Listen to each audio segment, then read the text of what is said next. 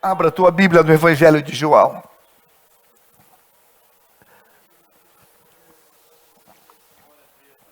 Capítulo 4. Domingo passado foi pregado nesse altar o primeiro milagre do Evangelho de João. Se você estava aqui, você deve lembrar. Creio e acredito que você lembra. Amém? E nesta noite, numa sequência, não sei se será uma série, eu quero pensar contigo no segundo milagre que o Evangelho de João registra para nós. Eu quero tirar desse milagre uma verdade para a minha vida. Eu sou o mais necessitado desse princípio, desta palavra hoje. Evangelho de João, capítulo 4, versículo 46, você que está conosco. Eu quero que você faça essa leitura, eu quero que você declare, leia, não fique um mero leitor. Eu quero que você verbalize, dê vida e diga, e leia esta palavra. De alguma maneira, essa palavra vai entrar em você e vai criar assim uma amálgama dentro de você. 1, 2, 3. Dirigiu-se de novo a Caná da Galileia, onde da água fizera vinho. Ora, havia um oficial do rei, cujo filho estava doente em Cafarnaum. Tendo ouvido dizer que Jesus viera da Judeia para a Galileia, foi ter com ele e lhe rogou que descesse para curar seu filho que estava à morte. Então Jesus lhe disse: se porventura não virdes sinais e prodígios, de modo nenhum crereis. Rogou-lhe o oficial: Senhor, desce antes que meu filho morra. Vai, disse-lhe Jesus, teu filho vive. O homem creu na palavra de Jesus e partiu. Já ele descia, quando os servos lhe vieram ao encontro, anunciando-lhe que seu filho vivia. Então indagou deles a que hora o seu filho se sentira melhor.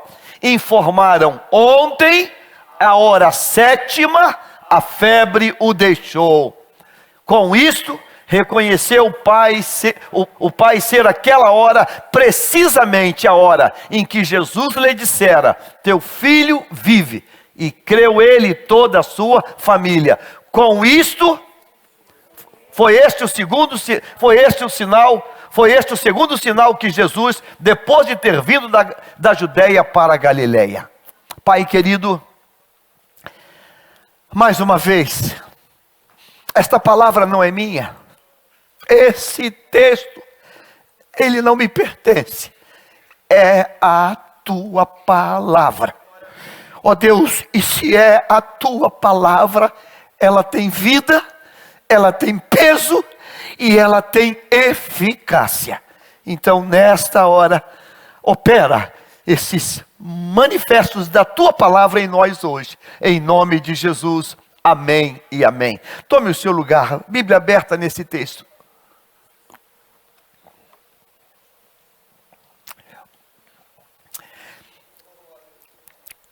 Nós lemos no domingo passado, e lemos e falamos aqui, o último versículo do Evangelho de João. E eu quero repetir essa leitura do último versículo do Evangelho de João. Capítulo de número 21, versículo 25. Foi o texto que foi lido no domingo passado pelo pregador. Há, porém, ainda muitas outras coisas que Jesus fez. Se todas elas fossem relatadas, uma por uma, creio eu, que nem no mundo inteiro caberiam os livros que seriam escritos. Isto não é uma hipérbole, isto não é uma figura de linguagem. Ele não está aqui criando uma forma exagerada de contar alguma coisa. Isso é verdade. Jesus fez tantos milagres, que se alguém tivesse tentado anotar cada milagre de Jesus, o texto está dizendo, e João está dizendo, que não teria espaço para caber todas as narrativas, todos os milagres que Jesus fizera. Não teria espaço. O interessante é que o mesmo que diz isso, o mesmo, ele vai escrever para nós um livro, o Evangelho segundo a visão, a revelação que João recebe, e neste Evangelho de João, ele vai registrar unicamente, apenas 7 milagres. Então, de um conjunto de milhares de milagres, ele pensou pelo Espírito 7 milagres. E por que isso? Como foi essa seleção? Qual foi o critério que ele usou? Primeiro, ele não usou o critério. Ele foi tomado por Deus e Deus criou esse critério. Deus pensou para que João pontuasse apenas 7 milagres. E por que razão? Porque esses 7 milagres, eles estabelecem não apenas o milagre em si, mas um princípio para nós hoje. Por quê? Porque se fosse apenas uma narrativa, ficaríamos apenas com um livro de história. Estaríamos apenas contando, olha, um dia lá em tal canto aconteceu isso, ah, que bacana, e aquele milagre estaria circunscrito apenas àquele local. Mas a palavra de Deus, ela transcende. A palavra de Deus, ela é viva. A Bíblia é um livro vivo. A palavra é viva. Então a palavra, ela não está presa àquele fato. Senão ia virar uma narrativa do século passado. Ou de séculos atrás. A Bíblia é um livro novo. É um livro vivo. Aqui está a beleza da Bíblia. A beleza está aí. Desses milhares de milagres, 7. O primeiro milagre foi a transformação no casamento da água no melhor vinho. Algo completamente estranho, absurdo, tremendo. Como pode o elemento químico H2O virar outra coisa? Como pode? Humanamente falando, impossível. Impossível. Uma laranja não vira banana. Uma jaca não vira uma cenoura. Mas o que aconteceu? Como pode água virar um vinho? Que vai ter uma quantidade enorme de outros elementos. Como pode? Impossível. Isso não é normal. Mas esse milagre é muito mais que transformar água em vinho. É Deus dizendo assim. Quando ele inicia o reino e o ministério dele, nele e na pessoa dele, há o poder de transformar situações, em fazer uma coisa que não é numa situação nova que passa a ser. Deus, ele transforma. E esse é o primeiro milagre. Ele é convidado para aquele casamento e a presença dele transforma. O segundo milagre é esse que nós acabamos de ler. Esse milagre, ele tem como pano de fundo um pai que está tremendamente interessado no zelo e no cuidado do seu filho. O texto começa dizendo quem é esse pai. O texto vai dizer no 46, dirigiu-se de novo a Caná da Galileia, onde da água fizera vinho. O interessante é que o local do milagre é o mesmo ponto geográfico do primeiro milagre. Foi em Caná que ele foi no casamento, na presença dele, e o milagre aconteceu. O interessante é que o segundo milagre, ele não vai acontecer num ponto geográfico novamente. Primeiro milagre, eu vou falar mais, tentar ser mais pedagógico para pontuar isso. Primeiro milagre, ele é convidado a um local chamado Caná da Galileia. E ele vai a um casamento, e em Caná da Galileia, ele, pela presença dele, ele transforma a água em vinho em Caná da Galileia. O texto vai dizer para nós que agora ele volta para Caná da Galileia, e ali havia um oficial do rei. Esse rei aí é o Herodes Antipas, é o rei desse momento. Ele é um oficial. Oficial aí é na dimensão, na magnitude de alguém que está numa escala muito elevada. Ele é um oficial do rei. Ele é um homem que está prestando os seus serviços ao rei. E ele diz que esse oficial do rei, ele tem um filho que está doente. Uma primeira abertura aqui, irmãos. Nós temos famílias e família mexe conosco. O bonito desse texto é que esse homem tem status, esse homem tem nível, mas esse homem, além de ser oficial, além de ser um homem do rei, esse homem é pai. Ele tem valores de paternidade. Esse homem, ele está também preocupado.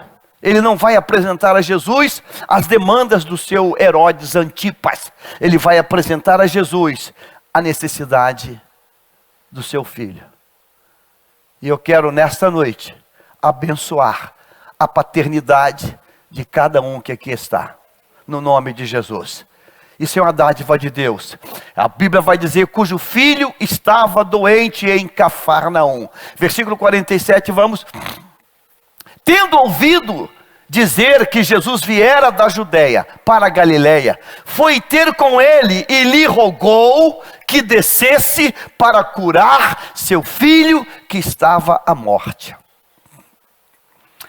Às vezes a gente, por estudar, por ler, por crescer no conhecimento, nos tornamos um tanto quanto pragmáticos, ou nos tornamos um tanto quanto frios, lógicos, matemáticos.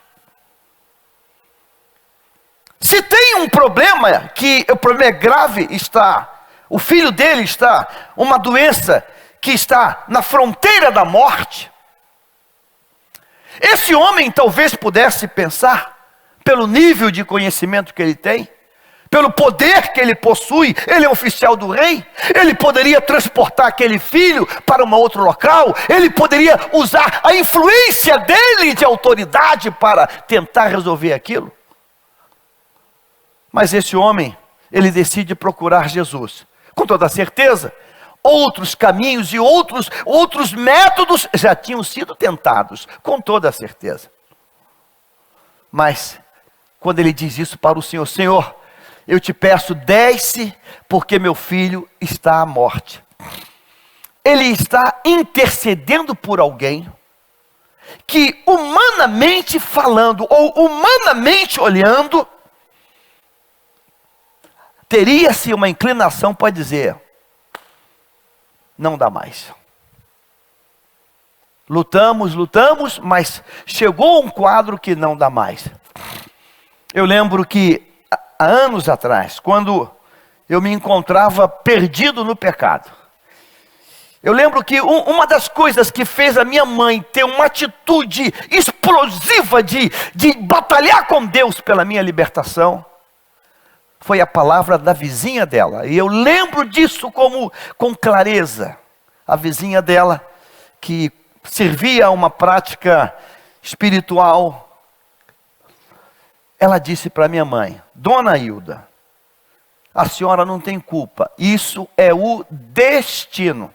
Uns nascem para o bem, outros nascem para o mal. Uns nascem para dar certo, outros nascem para não dar certo. É o destino. Ou seja, descansa o seu coração, porque o seu filho é um caso perdido. É o destino. O destino, ele trouxe esse desenho para ele. E esse teu filho, ele vai morrer na droga, da maneira como ele tem vivido. Eu lembro que minha mãe, sem estudo nenhum, minha mãe disse, destino? Destino? Não, eu não aceito isso. Eu creio num Deus que faz milagres. E eu creio que minha mãe saiu dali murmurando, reclamando com aquela vizinha, porque era uma vizinha querida, era uma vizinha bacana, era uma vizinha amiga dela. Mas ela não aceitou em ouvir aquilo, que o destino, ele era fatal, ele era uma sentença de morte irreversível. Este oficial, que tem um filho que está à morte, ele diz: eu sou um oficial, eu tentei de tudo, eu fiz de tudo, eu dei todos os medicamentos, e ele não vai ser o primeiro e nem vai ser o último a morrer. Não vai ser o primeiro nem vai ser o último a morrer. É fato, é a vida que segue. Esse moço diz para mim, irmãos, que ele não aceita aquele quadro. A minha preocupação hoje é que estamos vivendo num tempo que não oficial do rei, mas crente em Jesus, estão aceitando fatos, botando a mão nos bolsos, cruzando os braços, com muita parcimônia. Esse segundo milagre está aqui para dizer que, por maior que seja o problema, Deus pode mudar ele. Por maior que seja a tragédia, Deus pode mudar. Ele podia pensar: eu sou um oficial de Herodes Antipas, e eu tenho uma reputação a zelar. Eu tenho uma reputação, eu sou um oficial, eu não sou um qualquer. Como eu vou atrás desse Galileu? Como eu vou atrás dele? Eu vou me expor a ele. Eu tenho uma reputação. E afinal de contas, o quadro não tem mais jeito. Irmãos, se qualquer desenho na tua casa te mostrar uma anormalidade, eu quero, como profeta nesse lugar, dizer para você: é possível mudar esse quadro. Você não ouviu o que eu disse? Eu vou ter que repetir. Se qualquer desenho na tua casa te mostrar algo diferente, declare: esse quadro pode mudar. Esse quadro pode mudar. Esse quadro pode mudar. Agora olha que coisa interessante. Jesus se dirigiu para lá, e ele diz a Bíblia: tendo ouvido dizer que Jesus viera, foi ter com ele. Esse homem não perde uma oportunidade. Alguém já disse que oportunidade é um cavalo que passa rápido e você só tem uma chance de segurar ele. Quando esse homem escuta, quando ele ouve falar que Jesus está indo para lá, ele é um oficial, ele tem agenda, ele tem demandas, mas há uma coisa que vai sobrepor a minha agenda. E a minha pergunta hoje para você é: o que está se sobrepondo à tua agenda? O que está sobrepondo à tua agenda? Pastor, eu estou muito ocupado. Pastor, eu estou muito ocupado. O que está sobrepondo à tua agenda? Tem uma agenda repleta, mas eu vou fazer um pedido para você hoje. Coloque a família como prioridade máxima. Coloque a família como prioridade máxima. Coloque a família como prioridade máxima. Coloque a família como prioridade máxima. Sabe, irmãos, a gente tem demanda, a gente tem muita coisa que pode se esconder aqui nesse texto. Olha, eu sou um oficial, eu tenho que me reportar, eu tenho que despachar com Herodes Antipas, eu tenho que tratar com ele, sou um oficial dele, eu não posso me ausentar. A minha pergunta é: tem alguma coisa mais importante que a tua função? Ou não? Lembro que uma das, se não me falha a memória, foi a minha nora que ganhou neném, e eu fui lá no hospital no dia do parto, e tinha uma outra menina, e como eu sou muito conversador e vou falando com todo mundo, eu fui falar com a menina que tinha acabado de ganhar neném e elogiei a criança. E fiz a pergunta que eu não devia ter feito. Eu perguntei para ela: que linda, era uma menina também. E dei um abraço nela, cadê o pai? Dá um abraço no pai. Aí ele não veio. Ele não veio? Eu falei: esse já é o quarto filho, quinto filho? Não, esse é o primeiro. Primeiro filho, ele não veio.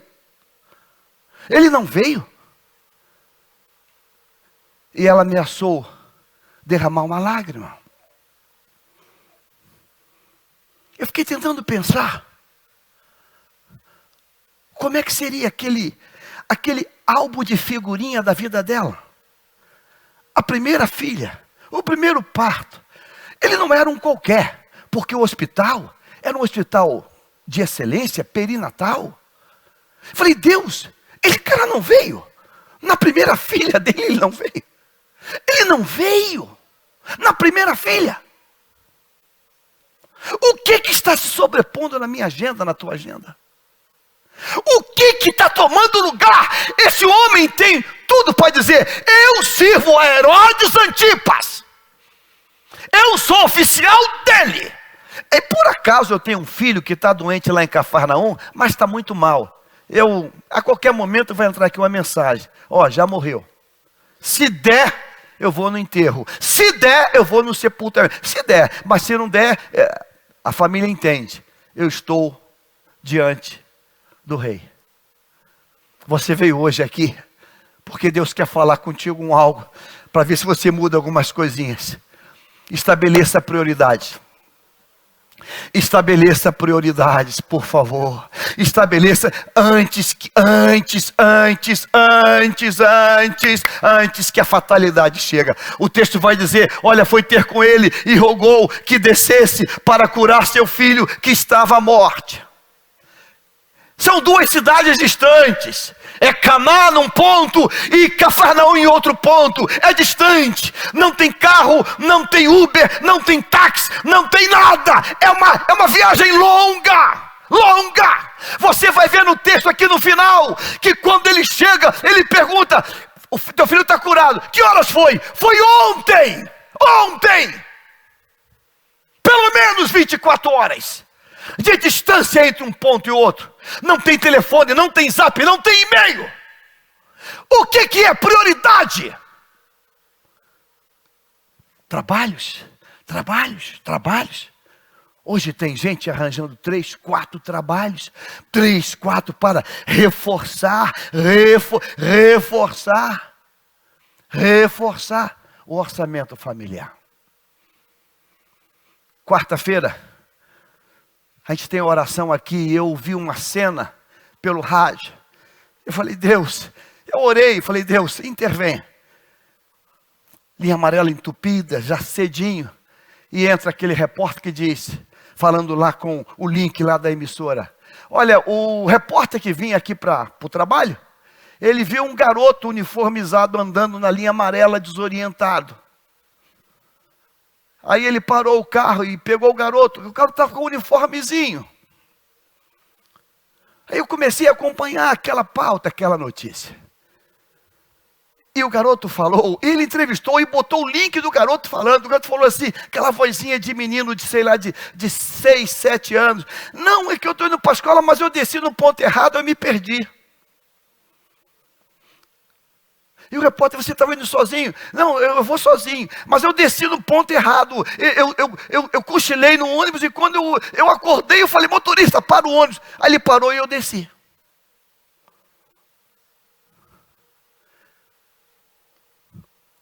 Fiquei tentando pensar. Aí o repórter pegou ele e levou para a cidade da polícia. Isso aconteceu agora quarta-feira.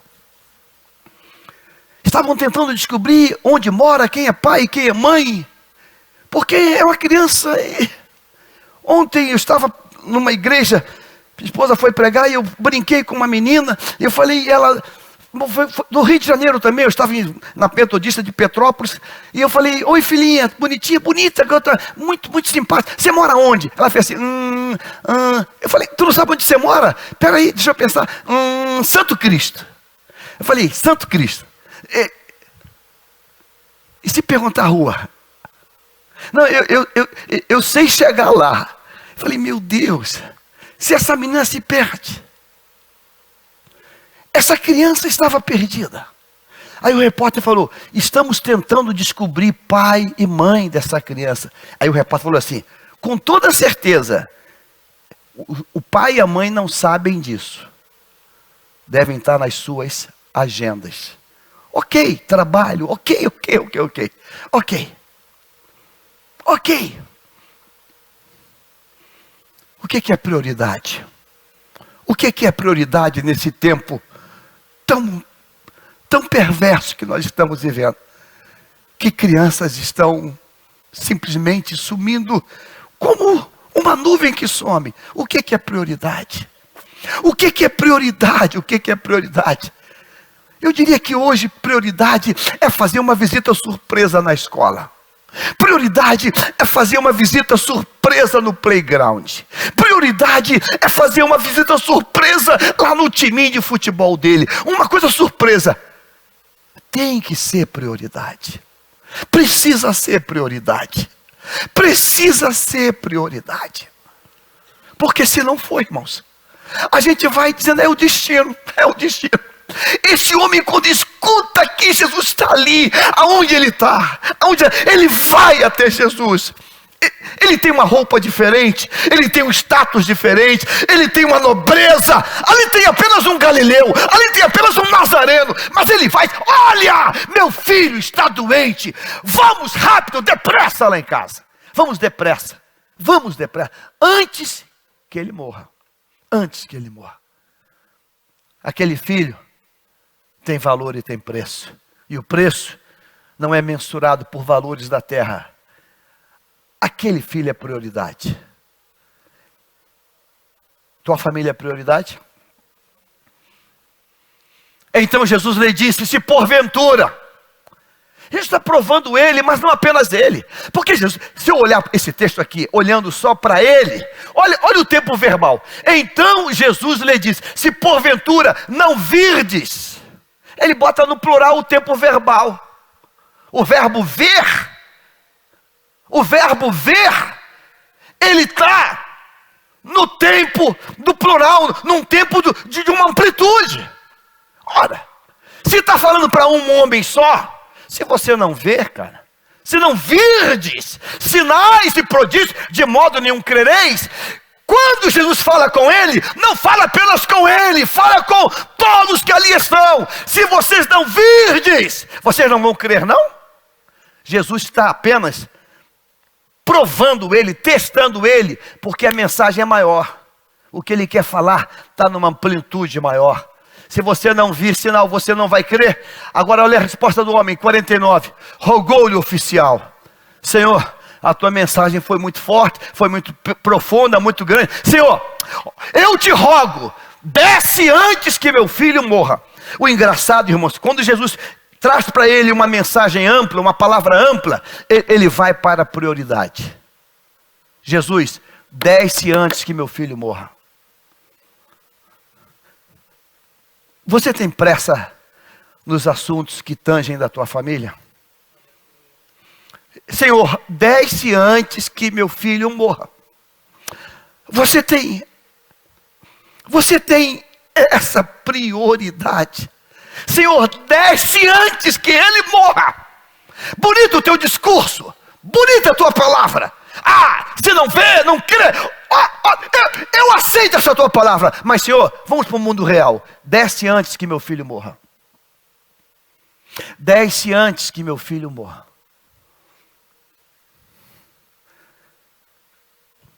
Há dias atrás eu orei por uma senhora que estava no local onde eu estava, que disse: ainda não me recuperei.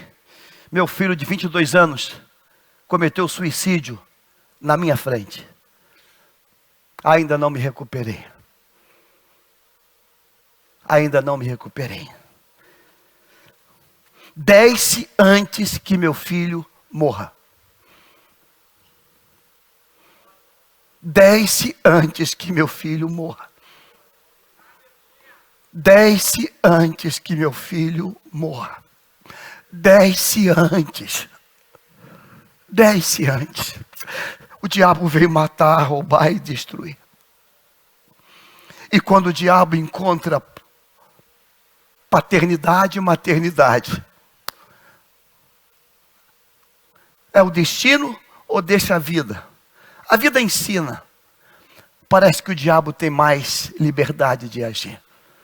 Nesta noite, não apenas para filho, mas para a esposa, para esposo, para sobrinho, para a sobrinha. eu quero dizer, Deus, age rápido antes que a fatalidade chegue. Age rápido. Age rápido, Deus. Age rápido. Age rápido antes que a fatalidade chegue. Vem rápido, Deus. Age rápido, Deus. Antes que a fatalidade chegue. Desce. Irmãos, que bonito isso, irmãos. Jesus está falando num nível teológico. Olha o versículo anterior. Olha só, volta ao anterior. Então Jesus lhe disse. Veja, o que Jesus fala é a resposta ao 47. Coloca 47. Tendo ouvido dizer que Jesus viera da Galileia, da Judeia para a Galileia, foi ter com ele e lhe rogou, descesse para curar seu filho que estava à morte. Quando ele fala isso, versículo 48, então Jesus lhe diz, se porventura não virdes sinais, milagres, maravilhas, vocês não vão crer não? Senhor, não é questão de pregação agora, Senhor. Senhor, tu não entendeu a dimensão do problema. Senhor, Senhor, não prega agora não, Senhor. Agora não é pregação não, agora é ação. 49. Rogou-lhe o oficial, Senhor, desce antes que meu filho morra. Aquele oficial, ele tem a dimensão exata do quadro que está na casa dele. Agora olha que coisa interessante, ele está pelo menos a 24 horas de distância. Ele não tem um informe de agora. Ele não tem um zap que chegou, o quadro gravou. Ele não tem um Face, ele não tem nada. Ele está falando às cegas. Mas o sentimento de pai diz, Senhor, desce antes que morra. Talvez já tenha até morrido. Mas o sentimento paternal é maior que o quadro real. Eu quero declarar sobre a tua vida hoje. Diga assim, o sentimento paternal sempre tem que ser maior que o quadro real. O sentimento paternal tem que ser maior. Porque se não for maior, irmãos, escuta isso, a gente cruza os braços. A gente cruza os braços. A gente cruza os braços. Se não for maior, a gente cruza os braços. Foi o destino. É o que está acontecendo o tempo todo aí. É o tempo todo aí, as pessoas cruzando os braços, do tipo assim, fazer o quê, né? Fazer o quê, né? Fazer o quê? Foi a vida que escolheu. Fazer o quê? Fazer o quê? Cruza os braços. Irmãos, por pior que seja o quadro, por pior que seja o quadro, você não vai cruzar os braços. Há dias atrás a televisão mostrou uma propaganda, uma reportagem sobre a Cracolândia de São Paulo. E mostrou uma mãe que disse, eu estou procurando meu filho, já tem mais de não sei quantas semanas. E o repórter fez a pergunta boba que não devia ter feito. E ouviu uma resposta que não queria ouvir. Mas a senhora não cansou, não viu que é uma multidão de viciados? Ela disse para aquele repórter, enquanto eu não achar, eu não paro de procurar ele. Enquanto eu não achar, eu não paro de procurar ele. Irmãos, precisamos resgatar isso novamente no seio das famílias. Desce antes que morra. Ou seja, a súplica de um pai, mesmo que o fato já tenha acontecido, pode ser revertido. Desce antes que morra. Ou seja, há intervenção divina. Há intervenção divina. E ele está diante de quem? Ele está diante do Senhor da vida. Ele está diante de Jesus, que é o Senhor da vida. Desce antes que ele morra. Desce antes, vamos logo. Aí versículo 50. Olha o que vai acontecer. Vai, disse-lhe Jesus, teu filho vive.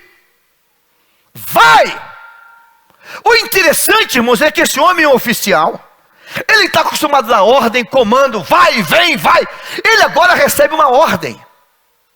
E não é de Antipas, de Herodes Antipas. Ele recebe a ordem de um galileu, de um nazareno, que diz, vai, teu filho vive. Olha o que diz a Bíblia. O homem creu na palavra. O homem creu na palavra e partiu. Primeiro milagre, diga comigo assim, o primeiro milagre é o milagre da presença que transforma. O segundo milagre é o milagre do poder da palavra, que é maior que todas as coisas. Se o primeiro milagre está circunscrito a um ponto geográfico, ele acontece em Caná da Galileia. O segundo milagre não é em Caná. O segundo milagre acontece lá em Cafarnaum. E ele não tem que ir. Ele apenas mandou a palavra. Ele apenas mandou a palavra. Você não entendeu? Ele apenas mandou a palavra. Então nesta noite, meu irmão, o Deus da palavra está aqui. E o Deus da palavra que está aqui, Ele pode liberar a palavra agora. E essa palavra vai aonde está teu filho, tua filha, teu marido, tua mulher. O poder da palavra. Vai para onde? Vai para Cafarnaum. 24 horas. 24 horas de distância entre Caná e Cafarnaum. Porque olha o versículo seguinte. Olha o 51, coloca o 51. Já ele descia. Para onde? Cafarnaum. Cafarnaum está na beira do lago de Genezaré, e Caná está lá em cima. Ele está descendo aquela montanha toda. Já ele descia, quando os seus servos lhe saíram ao encontro, anunciando-lhe que seu filho vivia. 52.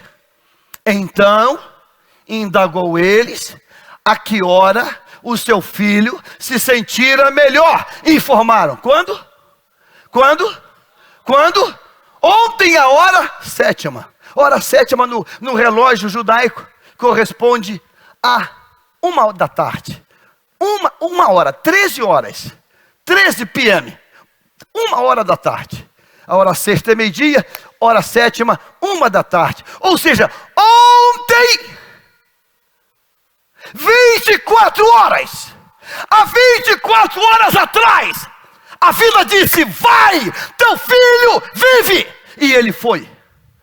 E 24 horas depois, ainda não chegou em casa, mas já recebe a notícia: teu filho foi curado. Quando? Ontem. Que horas? Hora sétima. E ele entendeu que foi precisamente a palavra de Jesus.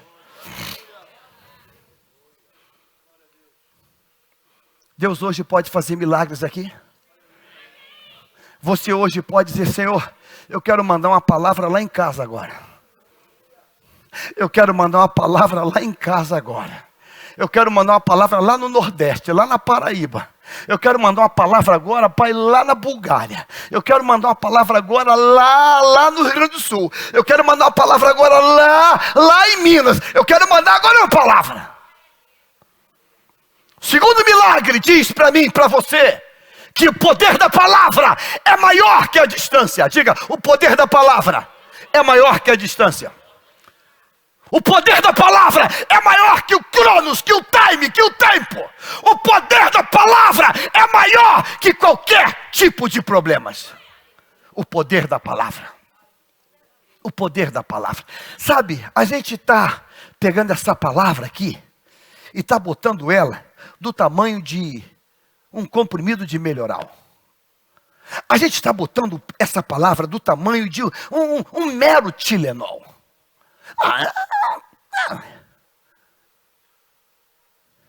Há poder na palavra de Deus.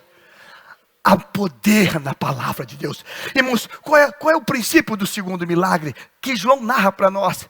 É para que a igreja se aproprie do poder dessa palavra. Veja, ele podia dizer: olha, como você é oficial,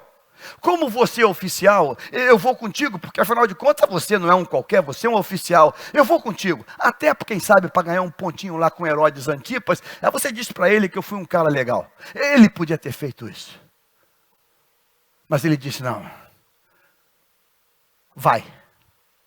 Aquele homem, ele creu, deu as costas e partiu.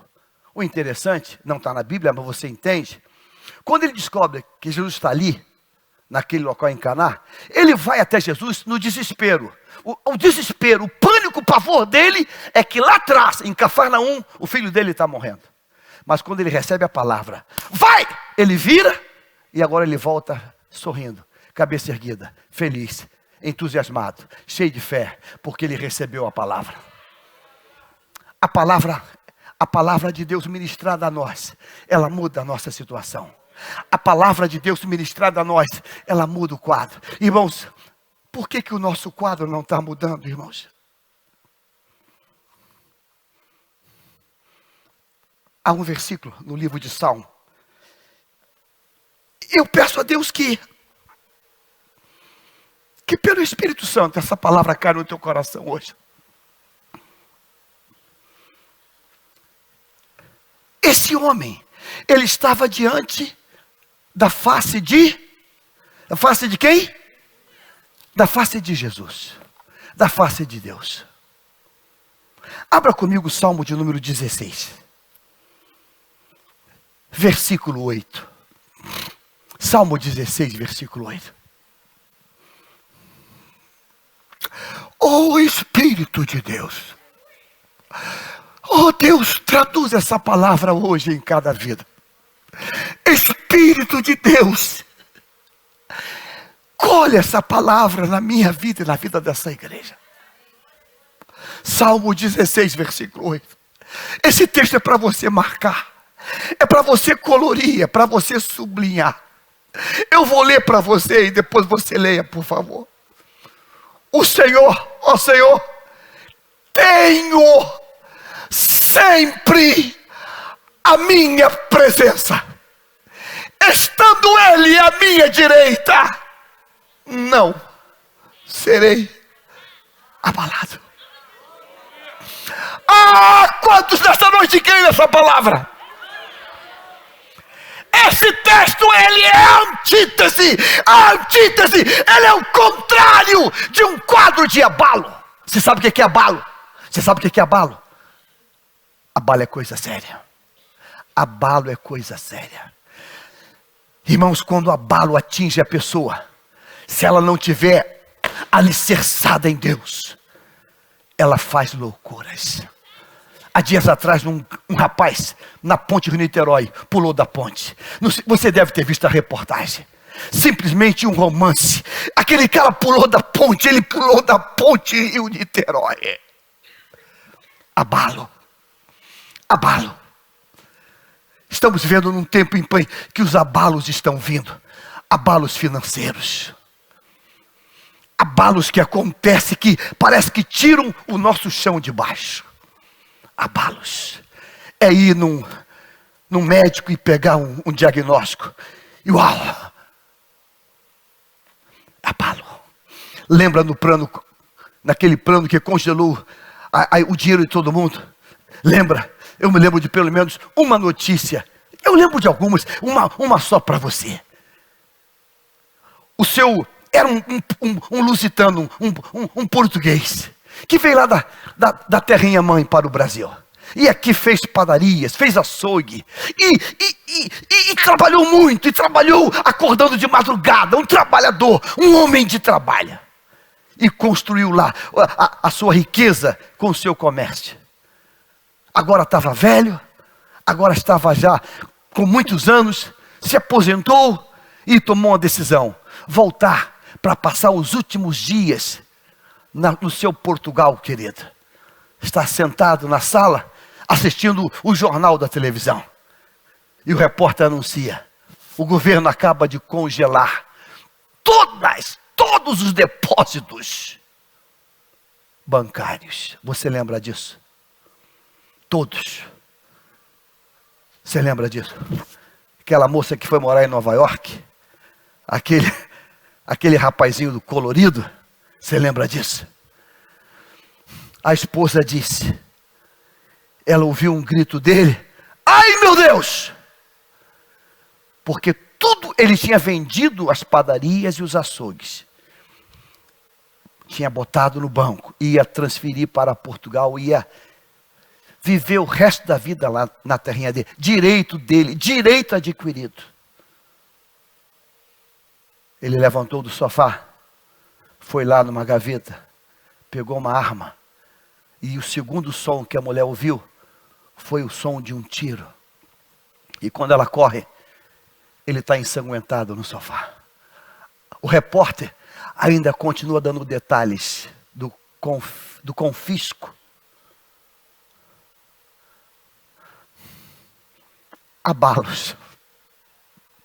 Irmãos, tem certos abalos que nos pegam tão vulneráveis que a gente faz loucuras. Olha o Salmo 16. Senhor, tenho sempre a minha presença. Eu te tenho a minha presença. Eu te tenho a minha presença. Estando Ele à minha direita. O que tem? O que tem? O que tem? O que tem? Eu não serei abalado. Eu não serei abalado. Eu não serei abalado. Salmo 46. Ainda que a terra mude, aquietai-vos e sabei que eu sou Deus. Irmãos, quem tem Ele na presença, quem mantém Ele na presença, Satanás, tu pode vir com tudo, eu não serei abalado. Eu não serei abalado. Você não vai ser abalado. Nada vai te abalar. Não é porque você é forte, não é porque você é inteligente, não é porque você é nada. É porque você tem Ele à tua presença. Por quê? Porque Jó não teve um surto psicótico. Porque Jó não pirou na cabeça. Por quê? Porque o Senhor estava na presença dele. Eu sei que meu Redentor vive. Mesmo depois de consumida a minha pele, a minha carne, eu ainda o verei, eu ainda o verei. Coloque o Senhor diante da tua face. Coloque o Senhor diante da tua face. Mantenha Ele diante da tua face. Estamos mantendo tudo, menos o Senhor.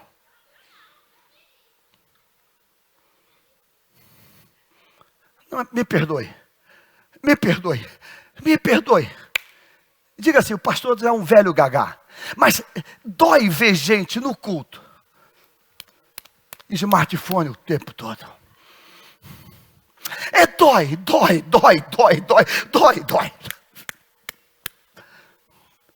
Pelo menos, diga assim, pelo menos, enquanto durar o culto. Pelo menos, eu vou fingir que eu tenho Ele na minha presença. Pelo menos. O Senhor tem sempre a minha. Sempre a minha face. Tá. E porque isso está acontecendo, eu não serei o quê? Eu não serei o quê? Aí chega a notícia ruim. Chega a notícia do dar. Você reage tranquilo. Você já fez algum voo em que tem turbulência, as pessoas entram em pânico? Aí você vê como é que é engraçado isso. Num voo, uma vez uma pessoa me pegou o braço. Eu falei, meu, calma. Se cair, vai cair para todo mundo, fica tranquilo. Não está com medo? Eu falei, olha, medo a gente tem. Mas se cair, caiu. Agora, eu sei em quem é o teu, querido. Eu estou diante dele. Eu não queria, mas se acontecer, eu tenho sempre diante da minha presença.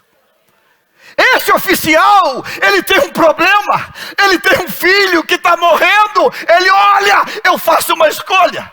Se eu ficar diante do meu filho que está morrendo, meu filho vai morrer na minha presença. Mas eu ouvi dizer que a vida está chegando em Canaã e eu vou buscar a vida. Eu vou buscar a vida.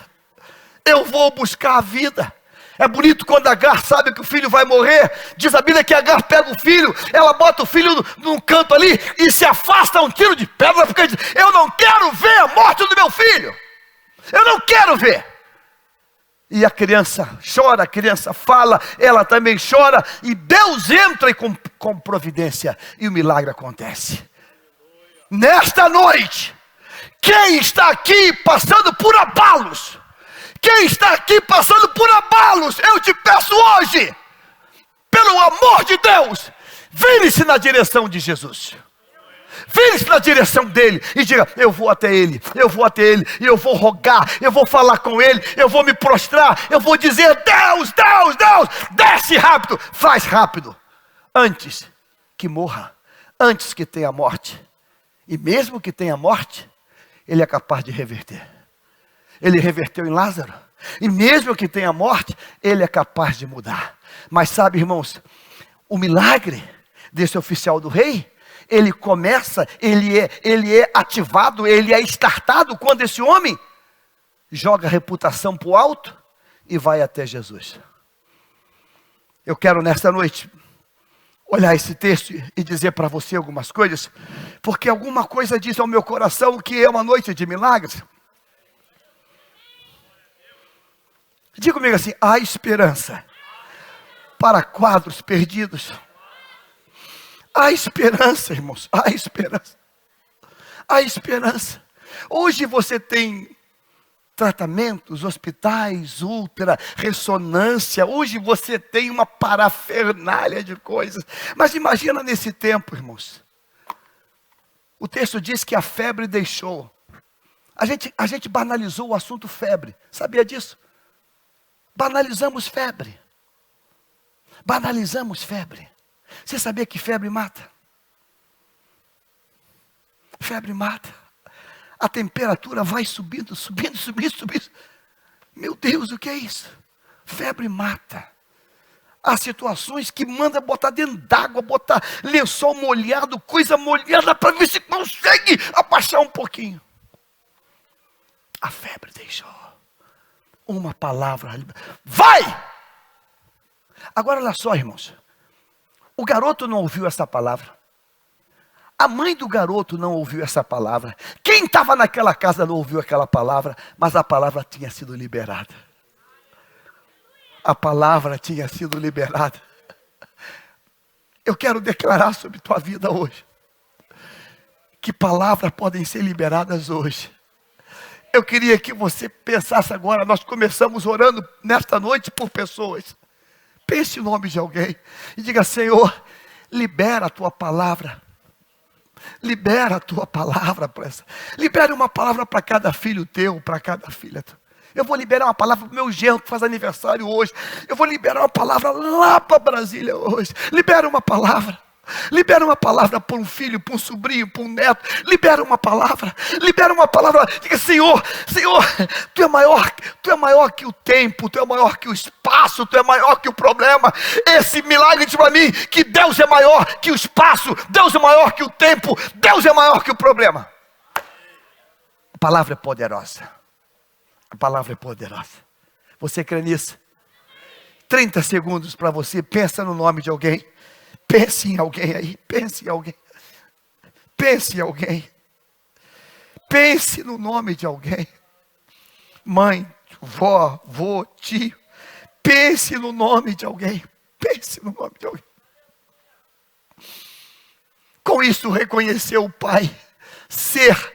Eu gosto dessa palavra porque parece uma palavra suíça. É uma precisão cronométrica. Precisamente. Precisamente. E nesse tempo não tem relógio de pulso. Nesse tempo não tem relógio digital, analógico. Nesse tempo não tem. Mas ele precisamente que era a hora que a palavra foi liberada. Precisamente. Irmãos, eu tenho andado angustiado porque a igreja precisa voltar a viver milagres. E Deus falou comigo que o problema de não milagres não é culpa dele, é culpa nossa, porque nós paramos de crer no poder dessa palavra. A palavra é poderosa para fazer milagre. A palavra é poderosa para fazer milagre. A palavra é poderosa para fazer milagre. A gente tem que voltar a crer, irmãos. Tem que voltar a crer. Precisamente. Eli liberou uma palavra para Ana. Ah, você não está bêbada? Me sorry, desculpe. Eu olhei e eu achei que você estava bêbada. Você vai ser mãe. E a Bíblia diz que ela levanta, enxuga as lágrimas, come e volta para casa alegre. Ela creu na palavra. Você crê na palavra hoje? Há gente aqui hoje que tem esterilidade. Você crê na palavra? Você crê na palavra? A gente hoje aqui que está desempregado já há um bom tempo, desempregado há um bom tempo. Você crê na palavra? Você crê na palavra que vem e muda o quadro. Você consegue andar em direção da palavra que foi liberada. Veja só, quando ele vira e volta na direção da palavra, ele cancela toda a agenda dele com Herodes Antipas e ele anda na direção da palavra que foi liberada. Nesta noite, ande em linha com a palavra liberada. Ande na direção da palavra. Ande crendo. Não ande chorando não, ande crendo. Porque se isso acontecer, ainda esse ano, você vai contar testemunho. Ainda este ano, você vai trazer testemunho. Ainda este ano, você vai dizer, pastor, olha pastor, o que aconteceu foi tão grande, que como é que eu começo a contar? Começa pelo começo. A palavra foi liberada, eu criei, eu andei na direção dessa palavra, e o milagre está aí. Você crê nisso?